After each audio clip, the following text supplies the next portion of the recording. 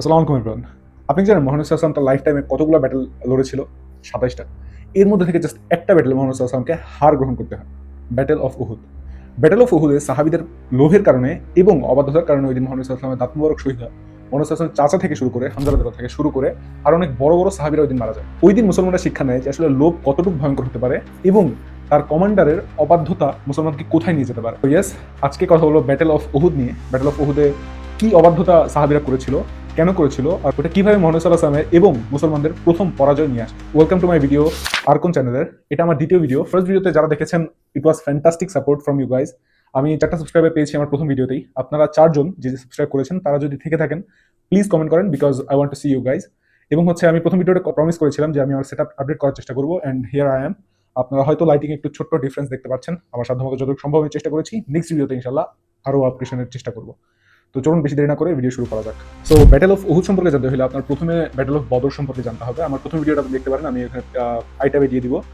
বদরের যুদ্ধের পর তারা যখন মক্কায় আসে তখন তাদের লিডারশিপের একটা নির্বাচন হয়, বিকজ তাদের যে মেইন লিডার ছিল সবাই মোটামুটি বদরের যুদ্ধে মারা যায়।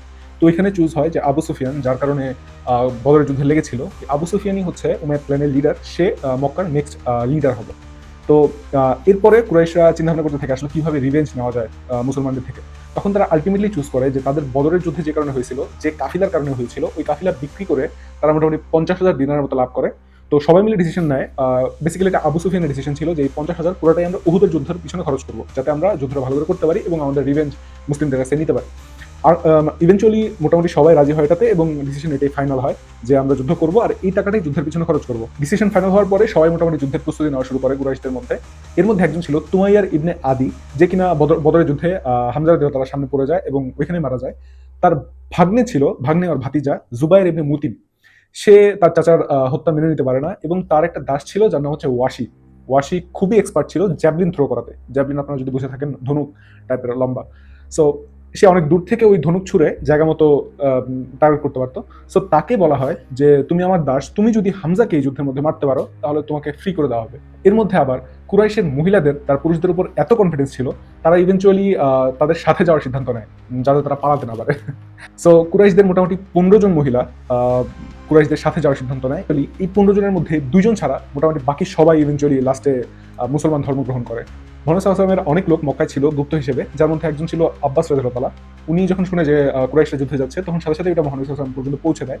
মোহাম্মদ সাল্লাল্লাহু আলাইহি ওয়াসাল্লাম যখন শুনে যে কুরাইশরা যুদ্ধের জন্য প্রস্তুতি নিচ্ছে এবং তারা যুদ্ধ শুরু করে দিবে, তখন সে তার কম্পানিয়নদের একটা মিটিং ডাকে যে আসলে কি করা যায়, যুদ্ধে কিভাবে অ্যাপ্রোচ করা যায়। এর মধ্যে মূলত 2টা ডিসিশন আসে। একটা হচ্ছে স্টে ইনসাইড মদিনা, আর এটা হচ্ছে মদিনার বাইরে গিয়ে যুদ্ধ করা। মুজাহিরিন আর আনসার এই 2 গ্রুপই মূলত চায় মদিনার ভিতরে থেকে ফাইট করার জন্য, বিকজ তারা মনে করে যে মদিনা একটা ফোর্ট্রেসের মতো কাজ করবে আমাদের জন্য। তারা যখন ভিতরে আসবে তখন আমরা তাদের মেরে ফেলবো। কিন্তু ইয়াং যারা ছিল তারা সবাই চাচ্ছিল যে আমরা বাইরে গিয়ে ফাইট করি। মুহাম্মদ সাল্লাল্লাহু আলাইহি ওয়াসাল্লাম এর মধ্যে বলে যে আমি একটা স্বপ্ন দেখছি। স্বপ্নটা হচ্ছে আমি একটা চামড়ার বর্ম পরে আছি এবং আমার পিছনে একটা গরু কুরবানি করা হচ্ছে। তো এটা মুহাম্মদ সাল্লাল্লাহু আলাইহি ওয়াসাল্লাম যেভাবে ব্যাখ্যা করে সেটা হচ্ছে আমার বর্মটা হচ্ছে মদিনা, আর পিছনে যে গরু কুরবানি করা হচ্ছে সেটা হচ্ছে আমার সাহাবীরা, আর যারা কুরবানি করছেন তারা হচ্ছে কুরাইশ। মুহাম্মদ সাল্লাল্লাহু আলাইহি ওয়াসাল্লাম এভাবে বোঝায় যে আমি যদি মদিনার ভিতরে থাকি তাহলে এটা আমার জন্য সেফ। তো এরকম একটা তর্কতর্কি চলতে থাকে। এর মধ্যে হামজা রাদিয়াল্লাহু তাআলা বলে যে আমাদের আসলে বাইরে গিয়ে ফাইট করা উচিত। আর তখনকার সময় হামজা রাদিয়াল্লাহু থেকে বড় ফাইটার কেউ ছিল না। হামজা রাদিয়াল্লাহু থেকে শুরু করে অনেক লোক, বেশিরভাগ সাহাবী বলা শুরু করে যে আমরা বাইরে গিয়ে ফাইট করি। কারণ হচ্ছে মদিনার ভিতরে আমাদের পরিবার আছে, আমাদের মহিলারা আছে, আমাদের বাচ্চা-কাচ্চা আছে। তারা যদি মদিনার ভিতরে ঢুকে এটা আমাদের ফ্যামিলির জন্য ক্ষতিকর হতে পারে। So Hamza রাদিয়াল্লাহু বলে, by the one who revealed the book to you, I will not eat any food until I fight the enemy with my sword outside the city. So এইভাবে কিছুক্ষণ নেগোসিয়েশন বা তর্কতর্কি চলার পরে মুহাম্মদ সাল্লাল্লাহু আলাইহি ডিসিশন নেয় যে আসলে আমরা মদিনার বাইরে আছি, বিকজ ম্যাক্সিমাম সাহাবী হামজা রাদিয়াল্লাহু থেকে শুরু করে সবাই চাচ্ছিল যে আমরা আসলে মদিনার বাইরে গিয়ে যুদ্ধ করি। সো ইভেন্চুয়ালি মুহাম্মদ সাল্লাল্লাহু আলাইহি এই ডিসিশনটাই নেয়। মক্কা থেকে কুরাইশরা 3য় হিজরি সনের শাওয়াল মাসের 5ম দিন মক্কা থেকে রওনা দেয় মদিনার উদ্দেশ্যে, এবং মুহাম্মদ সাল্লাল্লাহু আলাইহি মদিনা থেকে জুমার দিন আসরের পর মোটামুটি রওনা দেয়। কিছু দূর যাওয়ার পরে একটা জায়গা মাকান আল শাইখানে মুহাম্মদ সাল্লাল্লাহু আলাইহি থামে তার ট্রুপ চেক করার জন্য। তারা এসেছে, তাদের বয়স কেমন, তাদের যুদ্ধের যোগ্যতা আছে কিনা। তো মুহাম্মদ সাল্লাল্লাহু আলাইহি যখন যায় তখন দেখে অনেক বাচ্চা লোকজনও চলে আসছে যাদের বয়স 14 বছর থেকে নিচে। ইমাম শাফির বক্তব্য মতে মোটামুটি 17 জন ছিল যারা 14 বছরের নিচে ছিল, এবং মুহাম্মদ সাল্লাল্লাহু আলাইহি তাদের পাঠিয়ে দেয়। এর মধ্যে উমর রাদিয়াল্লাহু ছেলে আব্দুল্লাহ ইবনে উমরও ছিল। এর মধ্যে একটা খুবই ইন্টারেস্টিং বিষয় ঘটে। 2 জন বাচ্চা ছিল, তারা 14 বছরের নিচে ছিল। একজন ছিল রাফি ইবনে খাদিজ এবং আরেকজন ছিল সামুরা ইবনে জুনদাব। সো মুহাম্মদ সাল্লাল্লাহু যখন তাদেরও বের করে দিতে নেয়, তখন কেউ একজন বলে যে রাফি যে আছে সে তীর ভালো চালায়, সে একজন ভালো আর্চার। তো মুহাম্মদ সাল্লাল্লাহু বলে যে ওকে ঠিক আছে, তাকে রাখছি। এর মধ্যে ওই জুন্দাবের যে বাবা ছিল, তার সৎ বাবা, তার কষ্ট লাগে। তো ওই লোক মোহাম্মদ সাল্লাল্লাহু আলাইহি ওয়াসাল্লামের কাছে গিয়ে বলে যে রাসূলুল্লাহ, ওই ছেলেকে আমার ছেলে কুস্তিতে হারিয়ে দিতে পারবে, আমার ছেলে শক্তি আছে, আপনি ওনাকে যুদ্ধে নিতে পারেন। এভাবে কথা চলতে চলতে ইভেনচুয়ালি মোহাম্মদ সাল্লাল্লাহু আলাইহি ওয়াসাল্লাম তাদের দুজনকে কুস্তি করায় এবং সামুরা জিতে সামুরা এবং রাফি দুজনই উহুদের যুদ্ধে অংশগ্রহণ নেয়। এইসব কাহিনী শেষ হওয়ার পরেই আব্দুল্লাহ ইবনে উবাই, একজন বড় ক্ল্যানের লিডার, তিনি তার ৩০০ আর্মি নিয়ে, মোহাম্মদ সাল্লাল্লাহু আলাইহি ওয়াসাল্লাম মোটামুটি ১,০০০ আর্মি নিয়ে মদিনা থেকে এসেছিল, যার মধ্যে ৩০০ আর্মি ছিল তার। তো সে তার ৩০০ আর্মি নিয়ে মোহাম্মদ সাল্লাল্লাহু আলাইহি ওয়াসাল্লামের বাহিনী থেকে চলে যায় মদিনার উদ্দেশ্যে। তখন মোহাম্মদ সাল্লাল্লাহু আলাইহি ওয়াসাল্লাম যখন জিজ্ঞেস করে যে কি সমস্যা, কি কারণে তুমি চলে যাচ্ছ, তখন উনি বলে যে আমি বলেছিলাম মদিনার ভিতরে যুদ্ধ করলে আমি আসি, মদিনার বাইরে যুদ্ধ করার মধ্যে আমার সমর্থন ছিল না, যার কারণে আমি চলে যাচ্ছি। আল্লাহর বিপরীতে বলে, and in order to know those who are hypocrites, it was said to them, come on, fight in the way of Allah or defend. They said, had we known it to be a fight, we would have certainly followed you. That day they were nearer to disbelief than they were to believe. They utter from their mouth what is not in their heart. Allah knows well what they conceal. মোটামুটি ৭০০ army থাকে মুসলমানদের কাছে। ওই ৭০০ army নিয়েই মুসলমানরা যুদ্ধের জন্য প্রস্তুতি নেওয়া শুরু করে। যুদ্ধের দিন সকালবেলা মুহাম্মদ সাল্লাল্লাহু আলাইহি ওয়াসাল্লাম ফজরের নামাজ শেষ করে এবং তার সোলজারদের গুছানো শুরু করে। মুহাম্মদ সাল্লাল্লাহু আলাইহি ওয়াসাল্লাম পিছনে উহুদ এবং সামনে মদিনা রেখে দাঁড়ায়, যাতে পিছন থেকে কেউ হামলা না করতে পারে। মুহাম্মদ সাল্লাল্লাহু আলাইহি ওয়াসাল্লামের বাম পাশে একটা পাহাড় ছিল, মাঝখানে একটা পাহাড়, এখানে একটা ছোট্ট গ্যাপ এবং পিছনে উহুদ। সো মুহাম্মদ সাল্লাল্লাহু আলাইহি ওয়াসাল্লাম ওই পাহাড়ের উপরে মোটামুটি ৫০ জন আর্চার রেখে দেয়, যাতে কুরাইশ বাহিনী ওই পাহাড়ের পিছন দিয়ে ঘুরে মুহাম্মদ সাল্লাল্লাহু আলাইহি ওয়াসাল্লামের উপরে হামলা না করতে পারে। এবং আব্দুল্লাহ ইবনে জুবাইরকে নেতৃত্ব দেয়। তাদের বলা হয় যে যদি তুমি দেখো মুসলমানরা জিততেছে, তাও ওই পাহাড় থেকে নামবা না, যদি দেখো কুরাইশ জিতে যাচ্ছে, এরপরও তোমরা ওই পাহাড় থেকে নামবা না। তো সবকিছু সেট করার সাথে সাথে ওইদিক দিয়ে কুরাইশরাও চলে আসে এবং তারাও তাদের র্যাঙ্ক ঠিক করতে থাকে। তাদের পুরো আর্মি লিডার ছিল আবু সুফিয়ান ইবনে হারব, এবং তাদের রাইট ফ্ল্যাঙ্কের লিডার ছিল খালিদ ইবনে ওয়ালিদ, তাদের লেফট ফ্ল্যাঙ্কের লিডার ছিল হচ্ছে ইকরামা ইবনে আবু জাহেল, আব্দুল্লাহ ইবনে আবি রাবিয়া আর্চারের দায়িত্বে ছিল, আমার ইবনে আস এবং সাফওয়ান ইবনে উমাইয়া তারা ফুট সোলজারের দায়িত্বে ছিল। সো দুই পক্ষ মুখোমুখি হওয়ার পরেই ওই আরবের রীতি অনুযায়ী ডুয়াল শুরু হয়। প্রত্যেক দল থেকে একজন 1v1 করবে। সেটা করার জন্য তালহা ইবনে আবু তালহা সামনে আসে এবং চিৎকার করে বলে যে এমন কেউ আছো যে আমার সাথে যুদ্ধ করবা বা তুমি আমার সাথে ফাইট করবা। এটা শুনে আলী রাদিয়াল্লাহু তাআলা সামনে আসে এবং আলী রাদিয়াল্লাহু তাআলা তার সাথে ফাইট করা শুরু করে। তার সাথে ফাইট করতে করতে আলী রাদিয়াল্লাহু তাআলা তাকে পায়ে একটা আঘাত করে এবং সে বসে পড়ে। বসে পড়ার পরে অনেক সোর্স অনুযায়ী, এটা কোনো ক্রেডিবল সোর্স পাওয়া যায় না, বাট অনেক জায়গায় এটা বলা আছে যে তার গোপনাঙ্গ এখানে বেরিয়ে আসে পড়ে যাওয়ার পরে, এবং এটা দেখে আলী রাদিয়াল্লাহু তাআলা পিছনে সরে যায়। যখন রাসূলুল্লাহ সাল্লাল্লাহু আলাইহি ওয়াসাল্লাম জিজ্ঞেস করে যে আসলে কি হয়েছে, তখন উনি সবটা খুলে বলে। এরপরে যখন উনি নিজেকে গুছিয়ে নেয়, এরপরে আলী রাদিয়াল্লাহু তাআলা আবার আসে এবং ফাইট করা শুরু করে। এরপরে এক ব্লোতে তালহাকে মেরে ফেলে। এরপরে তালহার ভাই উসমান ইবনে আবু তালহা সামনে আসে এবং এটা দেখে হামজা রাদিয়াল্লাহু তাআলা সামনে আসে এবং তার সাথে ফাইট করে হামজা রাদিয়াল্লাহু তাকে হারিয়ে দেয়। তো এরপর এভাবে কিছু ডুয়াল চলে। ডুয়াল চলার পর মেইন যুদ্ধ শুরু হয়। মেইন যুদ্ধে দুই পক্ষই যুদ্ধের জন্য এগিয়ে যায়। ওইখানে একটা লোক ছিল, তার নাম ছিল আবু দুজানহা রাদিয়াল্লাহু তাআলা, মুসলিমদের পক্ষে। যুদ্ধ শুরু হওয়ার পর সে একজনের পর একজনকে শেষ করতে করতে সামনে এগিয়ে যায়। সে যে শর্টটা ইউজ করতেছিল, যে তরবারিটা ইউজ করতেছিল, যুদ্ধের আগে প্রফেট মুহাম্মদ সাল্লাল্লাহু আলাইহি ওয়াসাল্লাম তাকে এই শর্টটা দিয়ে যুদ্ধ করার জন্য বলে। তো যুদ্ধ করতে করতে ফাইট করতে করতে একসময় তার সামনে হিন্দ আসে, আবু সুফিয়ানের ওয়াইফ, আবু জাহেলের মেয়ে। সো সে তাকে মারার জন্য তলোয়ার তোলে, কিন্তু পরে মনে হয় যে এই তলোয়ার প্রফেট মুহাম্মদ সাল্লাল্লাহু আলাইহি ওয়াসাল্লামের দেওয়া, এই তলোয়ার দিয়ে কোনো মহিলাকে মারা যাবে না। সো সে পিছনে সরে আসে। সো যুদ্ধ চলাকালীন হানজালা রাদিয়াল্লাহু তাআলা নামের একজন সাহাবী ছিল, যিনি আবু সুফিয়ানকে দেখে দূর থেকে এবং তার দিকে তেড়ে যায় তাকে মারার জন্য, কিন্তু পিছন থেকে শাদাব ইবনে আসওয়াদ তাকে আঘাত করে এবং সে মারা যায়। সে শহীদ হওয়ার পর প্রফেট মুহাম্মদ সাল্লাল্লাহু আলাইহি ওয়াসাল্লাম বলে, আমি দেখছি শিলাবৃষ্টি দিয়ে ফেরেশতারা তাকে গোসল করাচ্ছে। যুদ্ধের পরে তার ওয়াইফ বলে যে আমি একটা স্বপ্ন দেখেছিলাম যুদ্ধের আগেই, যে একটা দরজা খুলে যাচ্ছে, জান্নাতের দরজা, আর হানজালা হেঁটে ভিতরে চলে যাচ্ছে। ভিতরে যাওয়ার পর দরজা লেগে যায়। তখন তিনি বুঝতে পারে হানজালা রাদিয়াল্লাহু তাআলার সামনে শহীদ হয়ে যাচ্ছে। তো যুদ্ধের পরে যখন সাহাবীরা হানজালাকে খুঁজতে যায়, তখন দেখে যে তার মাথা থেকে পানি পড়তেছে। সো তারা ধরে নেয় যে এটাই ওই জান্নাতের পানি। সো যুদ্ধে হামজা রাদিয়াল্লাহু তাআলা অনেক বীরত্বের সাথে লড়তে থাকে। কেউ তার সামনে এসে টিকতে পারে না। সে একজনের পর একজন শেষ করতে করতে সামনের দিকে এগিয়ে যায়। সো ওয়াশির কথা মনে আছে কিনা, সে এসেছিল হামজা রাদিয়াল্লাহুকে মারার জন্য। সে দূর থেকে হামজা রাদিয়াল্লাহুর ফাইট দেখছিল, সে সামনে যায় নাই। সে একটা পাথরের পিছনে তার জ্যাভলিন নিয়ে লুকিয়ে ছিল। সো হামজা রাদিয়াল্লাহু চিৎকার করে বলতে থাকে, কে আছো আমার সামনে আসবে, আমার সাথে ফাইট করো। কেউই তার সামনে আসতে সাহস পায় না। হামজা রাদিয়াল্লাহু একজনকে একজনকে মেরে মেরে সামনের দিকে এগিয়ে যায়।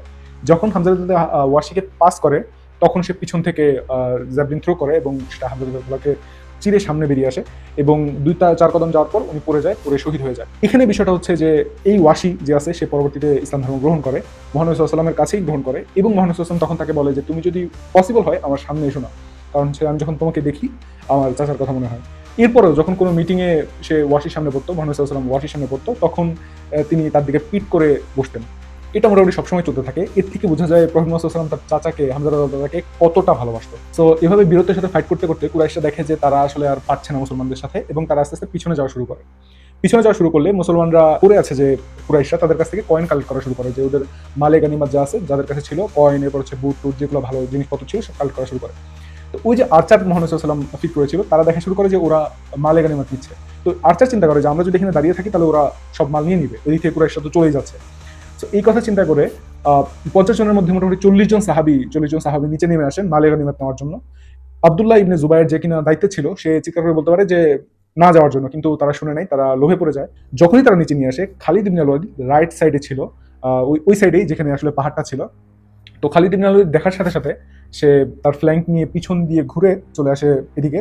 সো তার সামনে পড়ে হচ্ছে আব্দুল্লাহ ইবনে জুবায়ের এবং তার আর্চার বাহিনী। কিছুক্ষণের মধ্যেই 10 জন যেহেতু ছিল, খালিদ বিন ওয়ালিদ তাদের শেষ করে দেয়। শেষ করেই সে সরাসরি মুহাম্মদ সাল্লাল্লাহু আলাইহি ওয়াসাল্লামের কাছে চলে আসে, কারণ মুহাম্মদ সাল্লাল্লাহু আলাইহি ওয়াসাল্লাম এখানে ছিল, যুদ্ধ এখানে হচ্ছিল, কারণ তারা সামনের দিকে এগিয়ে গিয়েছিল।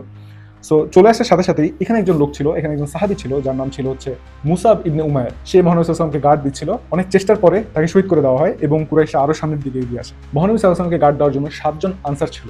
মুহাম্মদ সাল্লাল্লাহু আলাইহি ওয়াসাল্লাম বলে, যারা এদেরকে আমার কাছ থেকে দূরে রাখবে তারা জান্নাতে যাবে এবং জান্নাতে আমার কম্পিনিয়ন হিসেবে থাকবে। তো ওইটা শুনে তারা অনেক ইন্সপায়ার্ড হয় এবং একজনের পর একজন শহীদ হতে থাকে। সো লাস্ট পর্যন্ত শহীদ হয়ে কুরাইশরা মুহাম্মদ সাল্লাল্লাহু আলাইহি ওয়াসাল্লামের কাছে চলে আসে। মুসাব ইবনে উমায়ের যে শহীদ হয়ে গেছে, সে দেখতে অনেকটা প্রফেট মুহাম্মদ সাল্লাল্লাহু আলাইহি ওয়াসাল্লামের মতোই ছিল। কুরাইশরা মনে করে যে মুহাম্মদ সাল্লাল্লাহু আলাইহি ওয়াসাল্লাম মারা গেছে। তো এই যে একটা ফলস সংবাদ, এটা পুরো ব্যাটল গ্রাউন্ডে ছড়িয়ে যায় যে প্রফেট মুহাম্মদ সাল্লাল্লাহু আলাইহি ওয়াসাল্লাম মারা গেছে। যায়েদ ইবনে সাকার নামের একজন সাহাবী ছিল, যিনি মুহাম্মদ সাল্লাল্লাহু আলাইহি ওয়াসাল্লামকে সেভ করতে গিয়ে মারা যায়, শহীদ হয়। তো এইভাবে একজনের পর একজন আনসার আসতে থাকে, একজনের পর একজন সাহাবী আসতে থাকে এবং কুরাইশদের হামলায় নিহত হতে থাকে। মুহাম্মদ সাল্লাল্লাহু আলাইহি ওয়াসাল্লাম আস্তে আস্তে পিছন দিকে সরে পাহাড়ের উপরের দিকে চলে যেতে থাকে, বিকজ তার বাহিনী পুরোটা সামনে ছিল এবং পুরা কুরাইশের খালিদ বিন ওয়ালিদের যে ফ্ল্যাঙ্ক ছিল সবটা মুহাম্মদ সাল্লাল্লাহু আলাইহি ওয়াসাল্লামের উপরে ছিল।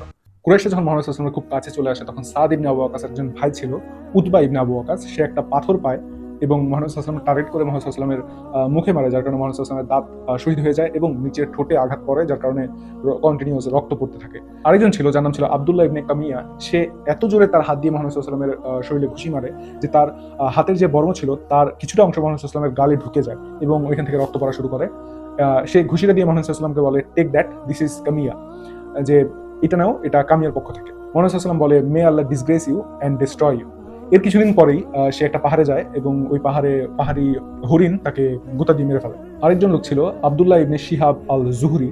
সেও একটা স্টোন পায় এবং ওটা মুহাম্মদ সাল্লাল্লাহু আলাইহি ওয়াসাল্লামের শরীরে ছুঁড়ে মারে এবং মুহাম্মদ সাল্লাল্লাহু আলাইহি ওয়াসাল্লামের কপালে লাগে এবং ওইখান থেকে রক্ত পড়া শুরু করে। সো এতগুলো আঘাত নিয়ে মুহাম্মদ সাল্লাল্লাহু আলাইহি ওয়াসাল্লামের শরীর পুরোটা রক্তাক্ত হয়ে গেছিল, মুখ চেনা ছিল না, যার কারণে ওই সবাই চিন্তা করা শুরু করে মুহাম্মদ সাল্লাল্লাহু আলাইহি ওয়াসাল্লাম মারা গেছেন ওই লোকের চেহারার সাথে মিলার কারণে, এবং এটা পুরো ব্যাটল গ্রাউন্ডে ছড়িয়ে যায় এই সংবাদটা। এর মধ্যে কিছু মুসলিম পালানো শুরু করে, বিকজ মুহাম্মদ সাল্লাল্লাহু আলাইহি ওয়াসাল্লাম যেহেতু মারা গেছে, এখন ফাইট করার কোনো কারণ নেই। আরেকজন সাহাবী ছিল আস ইবনে আল নাদির। তিনি একটু মুরব্বী ছিল, তিনি ব্যাটল অফ বদরে আসতে পারেনি এবং তিনি তখন বলছিল যে আল্লাহ, আমি প্রফেট মুহাম্মদ সাল্লাল্লাহু আলাইহি ওয়াসাল্লামের পাশাপাশি যুদ্ধ করতে পারলাম না, তুমি আমাকে আরেকটা সুযোগ দাও, আমি যুদ্ধ করে শহীদ হতে চাই। সো ইভেনচুয়ালি সে ব্যাটল অফ উহুদে আসে।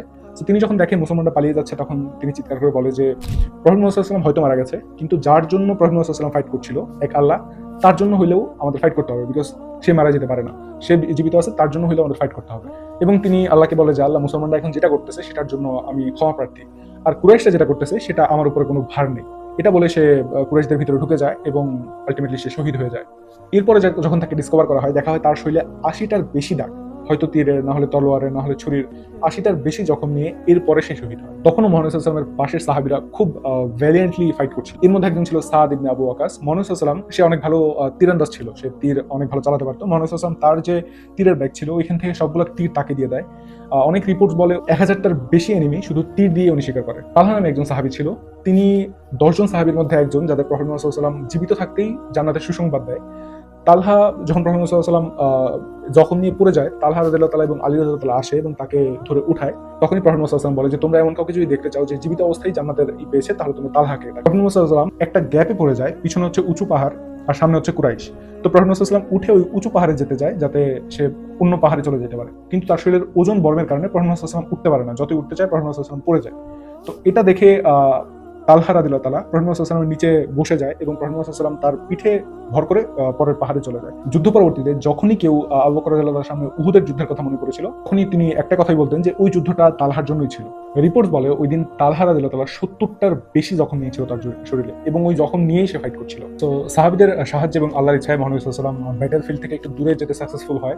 তাদের একের পর এক কাফির আসতে থাকে, কিন্তু সাহাবীরা তাদের আস্তে আস্তে শেষ করে দেয়।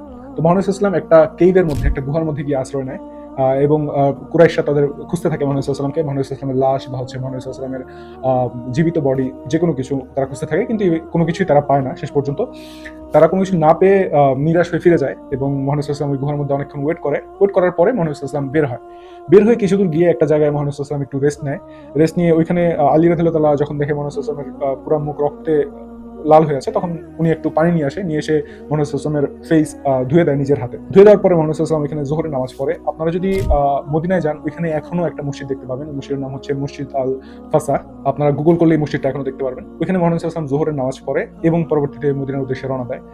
মুহাম্মদ সাল্লাল্লাহু আলাইহি ওয়াসাল্লাম যখন ফাতেমা রাদিয়াল্লাহু তাআলার সাথে দেখা হয়, তখন ফাতেমা রাদিয়াল্লাহু তাআলাও দেখে মুহাম্মদ সাল্লাল্লাহু আলাইহি ওয়াসাল্লামের মুখ দিয়ে রক্ত পড়ছে, পুরো মুখ রক্ত দিয়ে ভরা। আলী রাদিয়াল্লাহু তাআলা একটা ঢালের মধ্যে মুহাম্মদ সাল্লাল্লাহু আলাইহি ওয়াসাল্লামকে পানি নিয়ে এসে দেয় এবং ফাতেমা রাদিয়াল্লাহু তাআলা মুহাম্মদ সাল্লাল্লাহু আলাইহি ওয়াসাল্লামের মুখ ধুয়ে দেয়। কিন্তু যখন ফাতেমা রাদিয়াল্লাহু তাআলা দেখে মুহাম্মদ সাল্লাল্লাহু আলাইহি ওয়াসাল্লামের রক্ত পড়া বন্ধ হচ্ছে না, তখন তিনি একটা ম্যাট জ্বালিয়ে যে অ্যাশেস ছিল, মানে হচ্ছে কালি ছিল, ওটা মুহাম্মদ সাল্লাল্লাহু আলাইহি ওয়াসাল্লামের ক্ষতস্থানে লাগিয়ে দেয় এবং ইভেনচুয়ালি রক্ত পড়া বন্ধ হয়। ওই দিক দিয়ে কুরাইশরা মুসলমানদের যে শহীদরা ছিল তাদের কান, এরপর হচ্ছে নাক, সবকিছু নিয়ে যেতে থাকে তাদের সেলিব্রেশন হিসেবে। হিন্দ, যার কথা আপনারা পূর্বে শুনেছেন, সে তার হামজা রাদিয়াল্লাহু তাআলার প্রতি খুব একটা রাগ ছিল। তার বাবা, তার ভাই সবাইকে বদরের যুদ্ধে শেষ করেছিল। সো সে হামজা রাদিয়াল্লাহু তাআলার কাছে আসে, তার শরীর পুরোটা খুলে ফেলে এবং ভিতর থেকে লিভার বের করে সে তার উদযাপন করতে থাকে।